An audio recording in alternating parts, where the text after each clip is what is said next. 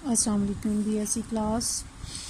आज का हमारा टॉपिक है electric field due to charge disc. हमने कल वाले टॉपिक में पढ़ा था electric field due to ring of charge.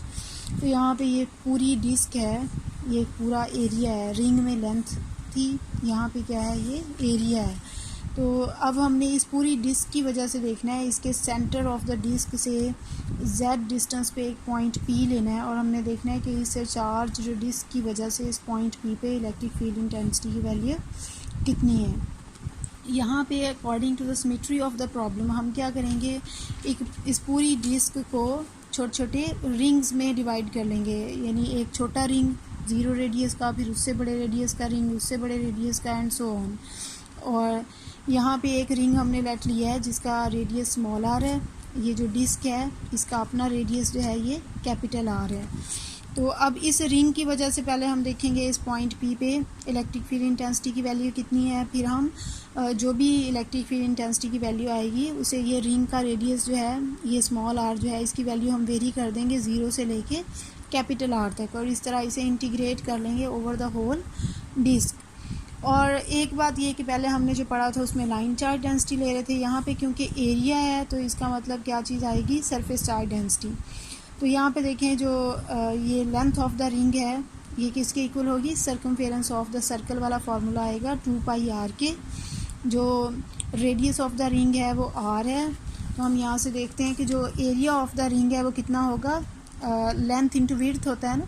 तो circumference of the circle multiplied by width of the ring. ये विड्थ ऑफ द रिंग यहाँ से आपको नज़र आ रहा है, ये इसको हमने डी आर कहा है, ठीक है। Width of the ring D R है। जो total length of the ring है वो सर्कमफेरेंस के बराबर है 2πr के। जब हम लेंथ और विड्थ को मल्टीप्लाई करेंगे तो एरिया ऑफ द रिंग आ जाएगा जिसे हम डी ए कह देंगे। तो इस रिंग के ऊपर जितना चार्ज है उसे हम कहते हैं डी क्यू। सिग्मा जो है ये सरफेस चार्ज डेंसिटी है, यानी चार्ज पर यूनिट एरिया। तो डी ए एरिया में कितना चार्ज होगा, सरफेस चार्ज डेंसिटी को हम इस एरिया डी ई ए से मल्टीप्लाई कर देंगे तो हमें क्या मिल जाएगा, डी क्यू। अब देखिए ऐसे है कि लेट इस रिंग का जो डिस्टेंस है फ्रॉम द पॉइंट P, इस डिस्टेंस को हम कहते हैं ए। ये इधर वाली साइड से भी ए डिस्टेंस है, इधर वाली साइड से भी ए डिस्टेंस है। अब इस रिंग की वजह से यहाँ पे जो इलेक्ट्रिक फील्ड इंटेंसिटी है for different points of the ring, let ये डी ई है किसी एक पॉइंट इसकी वजह से, तो इस डी ई के कंपोनेंट्स बना लेंगे हम। Let D E is making an angle theta with the central axis. तो ये थीटा के सामने वाला component D E sine theta, इसके साथ वाला component D E cos theta है। तो देखिए इसकी वजह से डी ई साइन थीटा और इस ऑपोजिट साइड की वजह से डी ई साइन थीटा एक दूसरे के ऑपोजिट डायरेक्शन में है, एक दूसरे के इफेक्ट को कैंसिल कर देंगे। जबकि दोनों की वजह से जो कॉस थीटा वाले कंपोनेंट्स हैं वो सेम डायरेक्शन में है, तो दोनों से के ऐड होके जो टोटल इलेक्ट्रिक फील्ड इंटेंसिटी बनेगी वो 2DE कॉस थीटा बन जाएगी।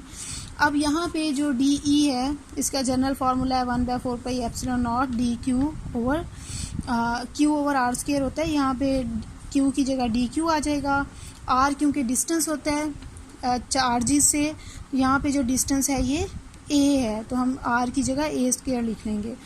तो डी क्यू की हमने वैल्यू पुट कर देनी है sigma 2πr into D R, और इस ए स्क्वायर की जगह हमने क्या पुट करना है, यहाँ से देखें ये पी ओ और यहाँ तक ये एक राइट एंगल ट्रायंगल है। अगर ये एंगल थीटा है तो ये एंगल भी थीटा है। थीटा के सामने होता है परपेंडिकुलर, इसके साथ होती है बेस, और 90 डिग्री के एंगल के सामने क्या होता है, हाइपोटेन्यूज। तो यहाँ पे जो बेस है वो z है, जो परपेंडिकुलर है वो स्मॉल r है, और जो हाइपोटेन्यूज है वो a है। तो a square is equal to z square plus R square.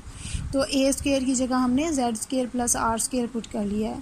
अब ये वो जो मैंने आपको पहले बता दिया है कि हम इलेक्ट्रिक फील्ड इंटेंसिटी को कंपोनेंट्स में डिवाइड कर लेंगे। साइन थीटा वाले कंपोनेंट्स एक दूसरे को कैंसिल आउट कर देते हैं, कॉस थीटा वाले ऐड होकर आपको रिजल्टेंट इलेक्ट्रिक फील्ड इंटेंसिटी देंगे। तो जो डी ई जेड है वो असल में डी ई कॉस थीटा के बराबर है। तो 1/4πε0 ये क्यू की वैल्यू, ये ए स्क्वायर की value multiplied by cos theta. अब यहाँ से हमने देखना है कॉस थीटा क्या है। कॉस थीटा होता है बेस ओवर हाइपोटेन्यूज। इस ट्रायंगल से अगर हम देखें तो इसकी बेस है z, हाइपोटेन्यूज क्या है ए है, तो कॉस थीटा असल में जेड ओवर ए है। अगेन ए जो है ए स्केयर, क्योंकि Z square plus R square के बराबर है, तो ए किसके बराबर होगा, Z square plus R square, और दोनों तरफ इसका स्केयर रूट ले लेंगे, यानी इसकी स्केयर रूट या पावर 1/2। इसके बाद ये इसकी वैल्यू पुट कर दी, कुछ थोड़ा सा सिंप्लीफाई किया, जो चीज़ें कटती थी वो काट दी, डी ई जेड इसके इक्वल आ गया है। अब हमने क्या करना है, ये एक डिस्क के लिए था, अब आर की वैल्यू 0 से कैपिटल आर तक हमने वेरी करनी है, ताकि वो सेंटर से लेके पूरा कवर हो जाए एरिया उसमें। तो इसको इंटीग्रेट कर लेना है हमने 0 टू कैपिटल आर। ये इंटीग्रेशन के कुछ मैथमेटिकल स्टेप्स हैं, अगर इसमें किसी को कोई भी प्रॉब्लम हो तो वो पूछ सकता है, बहुत सिंपल है। एंड रिज़ल्ट जो हमारे पास आएगा ई जेड, वो sigma over 2 epsilon naught 1 minus Z over Z square plus R square under root, ये है। इसको अगर हम वेक्टर फॉर्म में लिखें तो क्योंकि हमने एक्सिस जो सेंट्रल एक्सिस है वो अलॉन्ग जेड एक्सिस लिया है, तो हम इसके साथ जेड कैप लगा देंगे, ठीक है।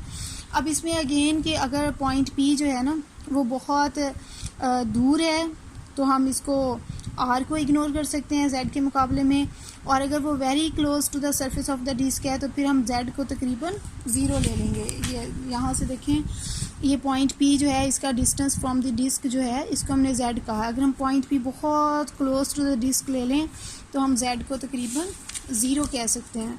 तो अगर हम जेड को 0 कह देंगे तो ये जो फाइनल इक्वेशन हमारी बनेगी वो E Z is equal to sigma over 2 epsilon naught बच जाएगी सिर्फ, और साथ जेड कैप। तो this is the electric field intensity at a point due to a charge disc. तो इसमें अगर कोई प्रॉब्लम हो या कोई क्वेश्चन हो तो you can ask in your lecture time. Thank you very much.